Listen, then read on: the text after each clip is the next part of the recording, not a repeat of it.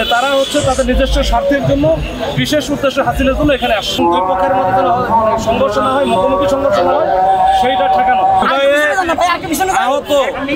আহতদের কথা বলে এক অংশ এরা হচ্ছে শাহবাগ মোড়ে এসে অবস্থান নেয়, ওরা চারিদিকে ব্লক করে দেয়, গাড়ি ঘোড়া বন্ধ করে দেয়।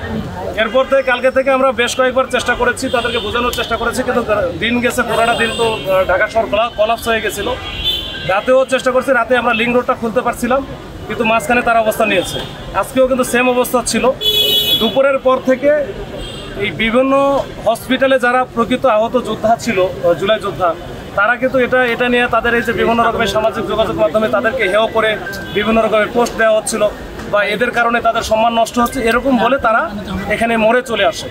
মোড়ে আসার পরে তাদের যেটা হয়, তারা তাদেরকে ধাওয়া দেয়। এরপরে পুলিশ এখানে গিয়ে তাড়াতাড়ি করে যেন দুই পক্ষের মধ্যে কোনো ঝামেলা না হয়। বসুন্ধরা ট্যাবলেট এখন আরো উন্নত।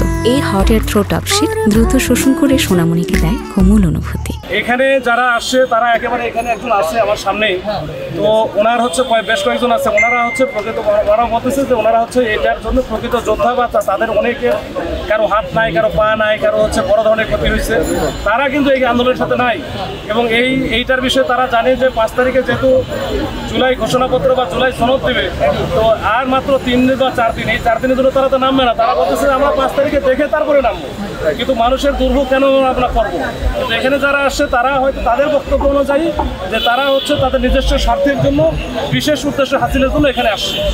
এইটার থেকে কিন্তু তারা এখানে তাদেরকে একটা ধাওয়া দেয়, পরে আমরা গিয়ে ওখানে অবস্থান নেই, নেওয়ার পরে যেন মোড়টা খালি করতে পারছি, যে মোড়টা যেন আমাদের ইন্টেনশন ছিল মোড়টা খালি করা, এবং দুই পক্ষের মধ্যে যেন সংঘর্ষ না হয়, মুখোমুখি সংঘর্ষ না হয়, সেইটা ঠেকানো। এবং এটা আমরা সাকসেসফুলি এখনো করতে পারছি। যে পক্ষ ছিল এখানে অবস্থান আছে তারা অলরেডি চলে গেছে।